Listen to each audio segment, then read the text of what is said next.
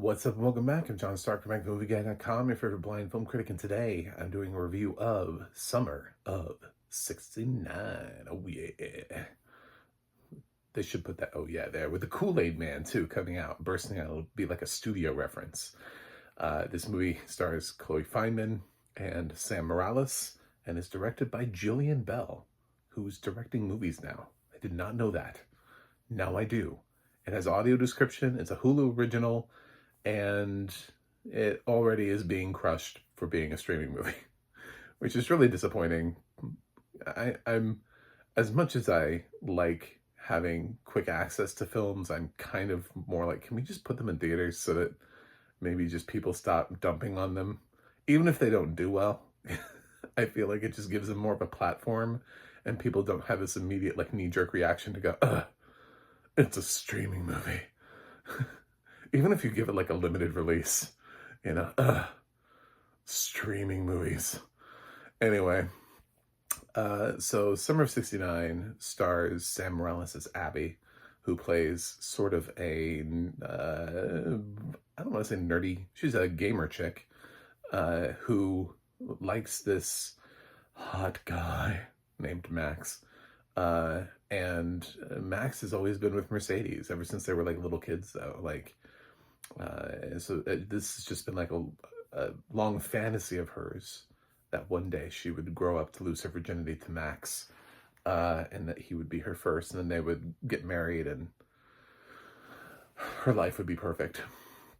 And as they're pushing closer to graduation, Max and Mercedes break up. It doesn't work. It isn't happening anymore for them, which means Max is fair game. So Abby, who in her free time streams on something called Glitch, because we can't get the rights to use an actual app. And she makes money because she's a good enough gamer. She wears a zombie mask and plays like a really specific popular zombie game and helps people with walkthroughs and how to get to certain places and secrets and tips and tricks and all those kind of things. So she's been slowly amassing money, and she wants to do whatever she can to get Max. So she asks the team mascot, what is Max like? Like what kind of girl, and she gets advice from the mascot, who spends like a lot of time in the boys' locker room. And the mascot says that he's always talks about 69ing, like it's his favorite thing. And so he talks about it. And she has no idea what that is because she's completely oblivious to basically anything sex related. She also has no friends, which is really important to point out because her parents are trying to like encourage a girl that is clearly younger at some point in the movie to come over and be her friend. Like her parents are trying to still do those, kind of meet cute child swap date things where the kids just come over. Like we can't, like her daughter, their daughter is incapable of making her own friends, and it's her birthday. She's turning 18. So her parents go out of town for her birthday, which is so weird, by the way. Can we just talk about that for a second? I was like, that's really convenient and also highly unnecessary because she could just already be 18. It doesn't need to be her birthday, and her parents could just go out of town. It's weird that she has parents who leave her on her birthday, like for a week. That's just weird in general. And they're like, are you sure you don't want to come with us? No. Okay. I'm like, she's a minor for the first part of this, and then she turns 18 during it. What is happening? Anyway, so, and then, of course, they're going to have that audacity moment, right? Their parents come back and they're like, oh my God, what have you done? You know it's going to happen. Anyway, but you haven't earned that, Mr. and Mrs. Smith. You can go back now to wherever you came from with your, we're going to go away for a week. The house is yours. You're not 18. This probably is a terrible idea, but you don't have any friends. So instead of, we've invited a little girl over. She's going to bring you a puzzle because that seems up to your speed. We have absolutely no idea what kids like these days. Bye. And so they leave. she has the house to herself, and she thinks to herself, how can I learn how to 69? And she ends up going to the strip club Diamond Dolls, which I feel like has definitely been used in a movie before. Uh, and she sees this stripper there, Santa Monica, played by Chloe Fineman, who is super confident, sort of blows her mind with, the way that all of the men in the room are sort of focused on her, and she's never had that before. It's also important to note that the film never goes the unpopular route with Abby. She's not being picked on. She's not societally being shunned. She just sort of exists at her school in a way where she's neither popular nor unpopular. People don't seem to have a reaction to her one way or the other. She doesn't really evoke a reaction from anybody. She just kind of walks down the hallway very calmly, like we would probably, a lot of us would have just loved to have in high school. It's kind of amazing. She's just this gamer girl that nobody bothers to bully or tease, but also seems to have no friends.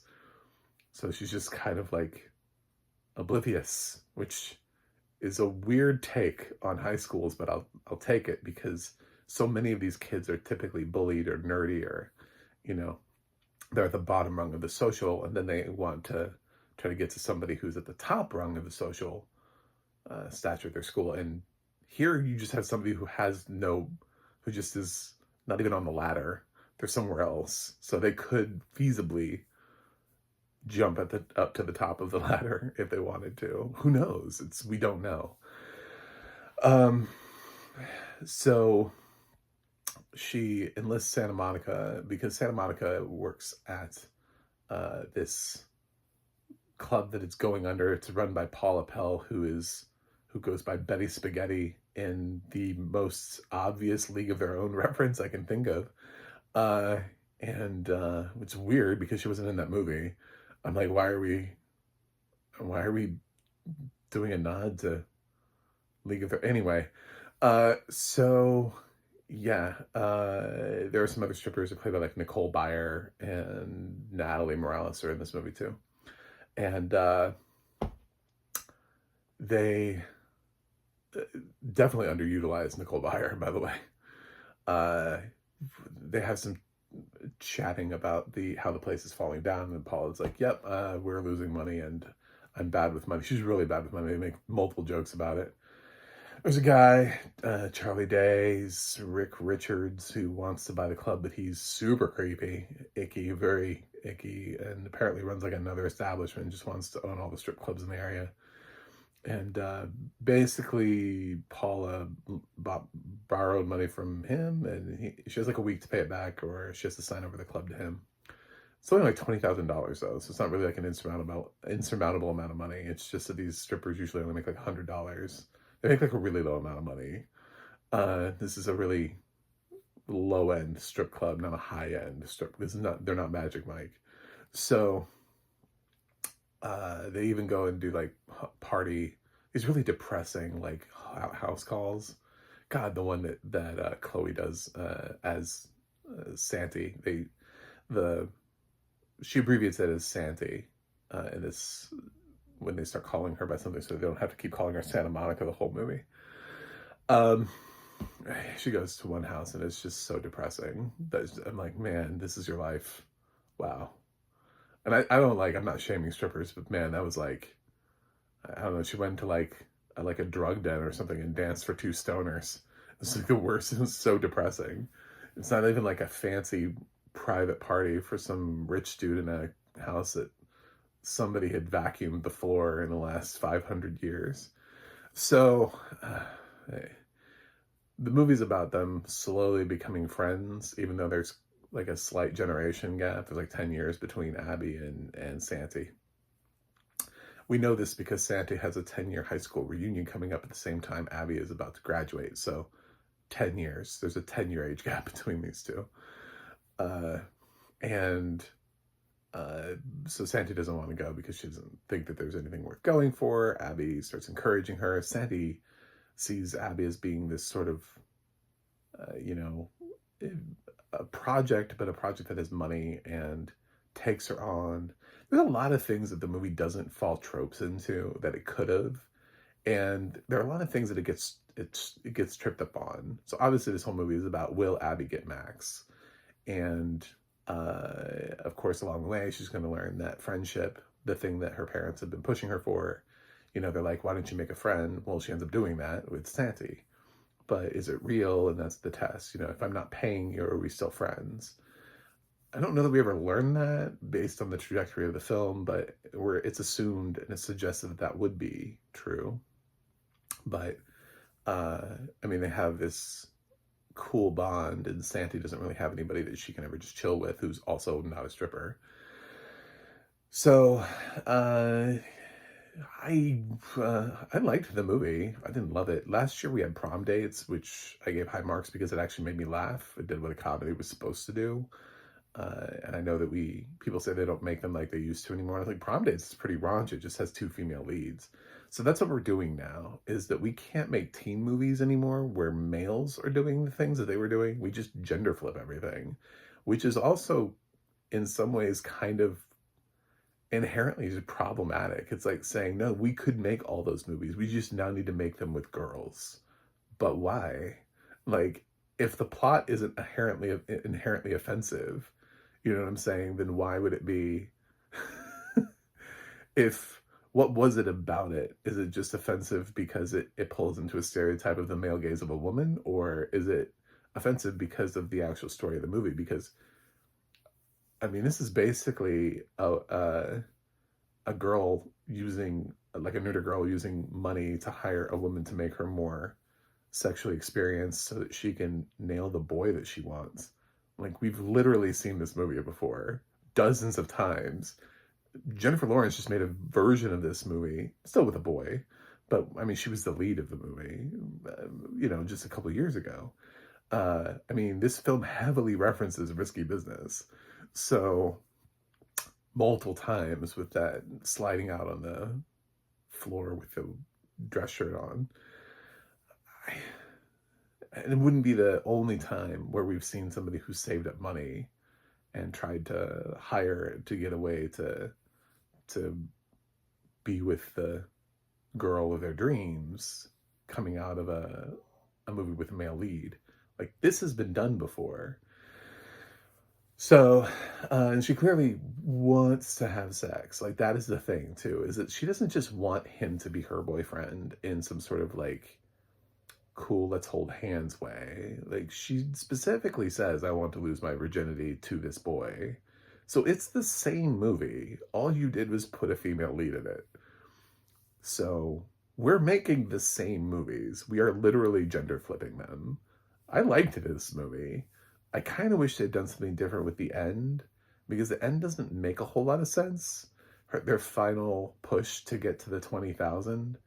They do a lot with Abby and trying to change her. It's one of those movies where we're going to get a little bit of spoilers here, but I have to explain why, so that people think I'm not just bashing on streaming movies because they exist on a streaming service. Why I would not just give this movie an A+ and then walk away. So we do this thing in movies where we try to change somebody, and then we realize that there was nothing wrong about them, and they never needed to be changed before, and they learn how to accept their inner beauty and what made them nice. So what's funny about this movie is that Abby ends up having a moment where Jillian Bell and the team could have chosen to go that route with her. Instead, when she makes her final plea, she ends up kind of moving into Santi's world even more, and being this awkward 18-year-old girl that goes to a strip club and then tries to strip for money, and she uses her glitch account to do it. I'm like, well, that's one way. The other way would have been to use your glitch account to make a comment on girl gamers and start, instead of having the base that you already have, see how it expands when you add the strippers to it. I think it would have been a lot more fun to set up the strippers with glitch accounts and have them start playing video games 24/7 in their stripper clothing with people throwing money at them. And then it sort of admits that the thing that she was doing from the beginning, which we learned Max was actually a fan of and actually would watch her on the stream. it's one of the reasons he likes her is because she's this nerdy gamer. But it's one of the things that Santi doesn't like about her. It's one of the things that she thinks is stupid. So it's sort of as like saying, well, isn't the typical thing here that we go back and show that the thing that she was maybe ashamed of, or the thing that she was told to be ashamed of, actually somehow ends up benefiting her in the long run? I mean, they kind of do it because they use her glitch thing, but they go to such extremes of showing that she's lost all of her followers because she didn't use her, which is also weird. Like, who goes in? It's just like a couple days, guys. Like, who goes in and just unsubscribes from channels that quickly, like that you were using? I mean, I subscribe to shit, and I'm like, I don't know if they've made, I subscribe to multiple things. I don't know if they made a new episode this week or a new stream. I got a lot of time on my hands. I might get to your stream. I might not get to your stream. I might watch your YouTube video this week. I may not watch your YouTube video this week. But you're on the subscription list because I like you and I'll get around to you when I get a chance.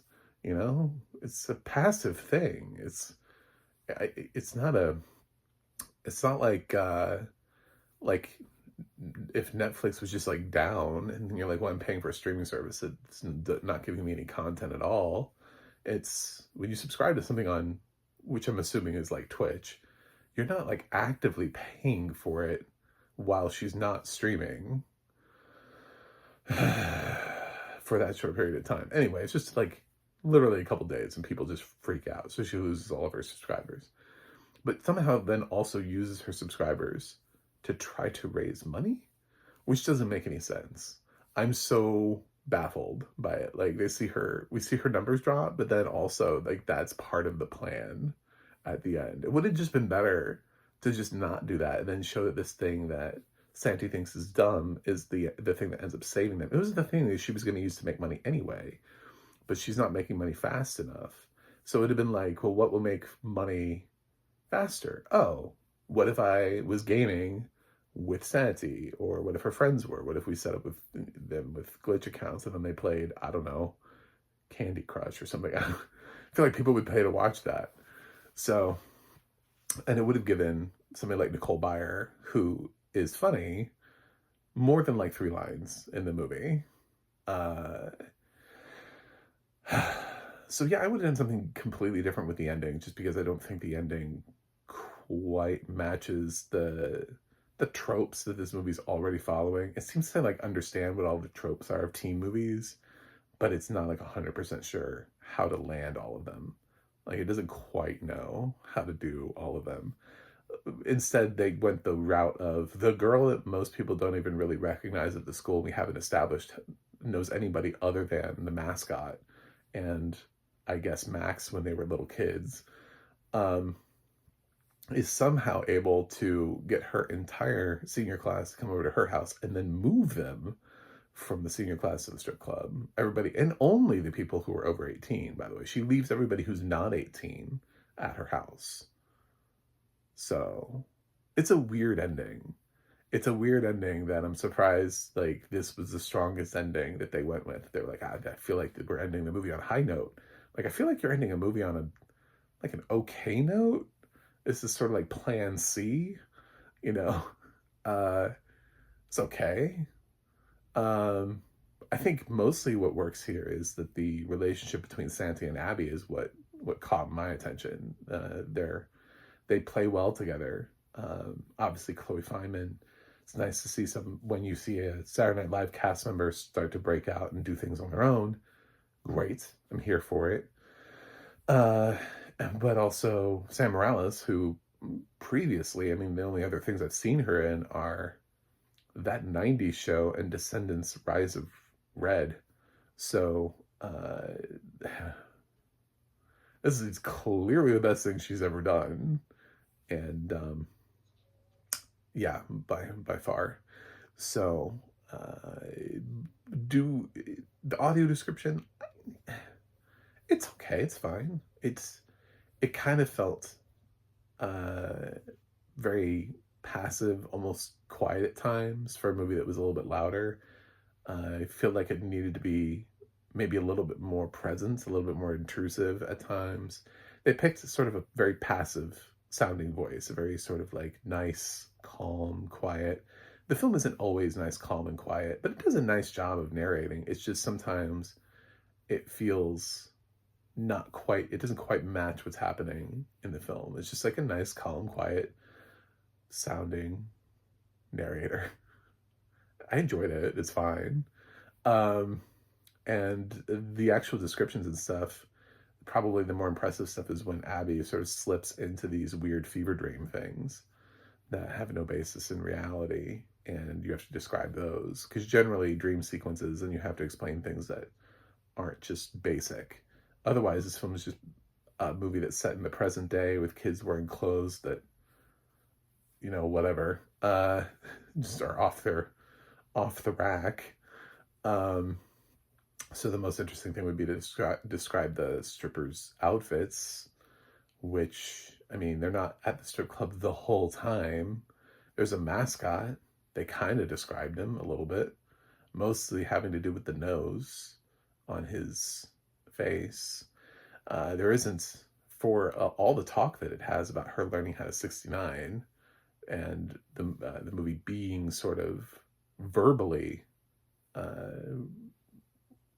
audacious in its talk. It doesn't actually have anything. There isn't a whole lot of.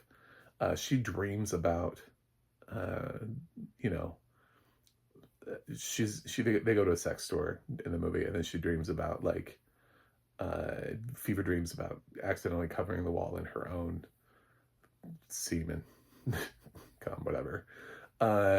And that's about like as far as it goes. But it doesn't show it in the way that other teen movies have, where there's like, we've definitely seen more raunchy stuff.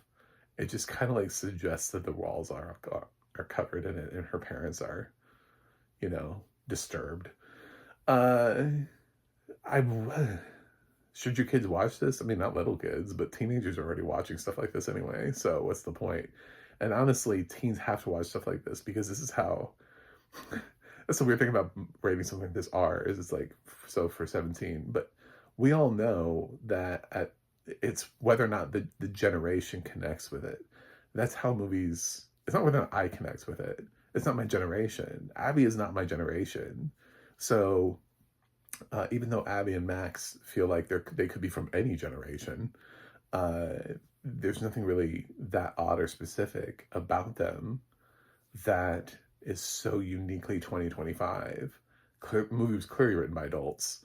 But that's the thing, is that, but are they adults that are speaking to teens? And teens almost have to watch this movie in order to tell you that. That's how you get classics. That's how you get movies like Pretty in Pink and The Breakfast Club. That's how you get movies like American Pie. So you get movies like Mean Girls, is because the generation has decided that movie represents them. Not adults, but the actual kids coming up actually feel like somehow they're connected to that movie. So if we're releasing teen movies straight to streaming and nobody's talking about them, I don't know that teens are getting together and having these huge watch parties the way that they might have tried to sneak into an R-rated teen comedy back in the day. So continuing to release these movies on streaming platforms is kind of making putting the nail in the coffin of teen movies, because then there's like no vibe. It can't pick up. The kids can't like go out on a Friday night after school and go hang at the movies and go see this movie that is aimed at their audience, even though it's quote R, and try to sneak into this R-rated teen movie that's raunchy, and then decide whether or not it's for them, so that 20 years from now we're talking about Summer of 69 or not talking about it. There are plenty of teen movies that never worked, and we don't talk about them anymore. I don't know. I mean, it's not as funny as Prom Dates, but there's something about it that's still charming enough, and I would remember this movie positively. Most of that has to do with the performances of the leads. I do like Paula Pell. I liked her more when she was in Girls 5 Eva. And here they kind of just overuse her. And she's doing her usual shtick, but in general, I like her. Always kind of amazes me if she didn't come from Saturday Night Live. She feels like somebody who should have come from Saturday Night Live and then hasn't come from there. So yeah, I'm gonna give Summer of '69 a B plus. I think it's worth your time. I think it fails to meet that sort of like legendary status. Just a couple of differences, a couple of twists that it could have gone in a different direction. But it has the makings. And I like some of the things that it doesn't fall into the trope of, which is it doesn't bother to show us that Abby's also bullied on top of not having any friends. Like, that's not what the movie's about. So we don't also then have to worry about making her popular, which is God, there's so many movies about that. So the movie is literally just about her paying someone to help her learn how to attract this guy. So it has nothing to do with her level of popularity, although I just question how popular she is, whether or not she can rein it in at the end. It would have been easier for her to do her thing in her lane and show how valuable that was. I digress. Thanks for watching. Thanks for subscribing. And I'll see you guys on the other side.